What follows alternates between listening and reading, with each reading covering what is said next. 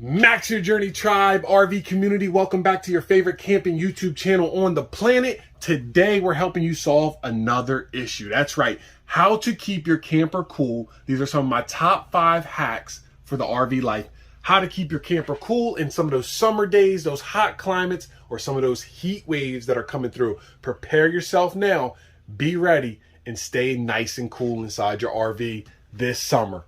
Guys, so in no particular order, I have 5 for you. So you might have seen some of these, you might have heard of some of these. If you would, smash the subscribe button, crush the thumbs up, and let's get into it.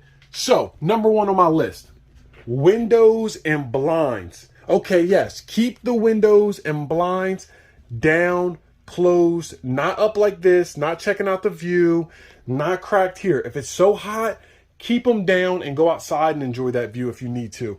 Keep them down at least until the evening. On top of that, this is still number 1. On top of that, you want to get some reflective type of cutouts that you can put into your window or blackout curtains. So this is all tied up into one tip. Blackout curtains, your regular RV curtains all the way down, or you're getting some of that reflective car stuff and you're going to cut it out to size to reflect that heat. That's a great one, right? Okay, number 2 on my list, and you might forget about it all the time, is to keep those doors closed, guys. The front door, of course, but even your inside doors. You want to have all your air contained, make those rooms dark and cool as possible. We don't want to let air escape to places that we're not using for the day, whether it's the bunkhouse or the bathroom. So keep those doors cool. So that's tip number 2, windows and doors. This one right here is easily one of my top ones and easily overlooked. Clean those filters. You might have several AC units throughout your camper. If you check this out, I have mine out right now. Both got clean. Let me show you what they look like. So I got them right here. You just spray them off, let them air dry outside or whatever it may be. Do it at nighttime if you need to, but these can get covered in dirt or you might never even clean them once. If they get clogged up, the AC is running all day. You're also creating ice inside where it can get clogged and stop working in the hottest days. You do not want that. So if you have 1 unit, 2 units, or 3 units for ACs, check them all and make sure you're cleaning them out. You can see through them. They're air drying. Little water is all you need for those. So filters, windows and blinds with the reflectors, and those doors need to be closed. Now, number 4. You can get right on Amazon, and they do not sponsor me, guys. If you have any type of skylights in your camper, as we have here, you can get these inserts, guys. These are amazing.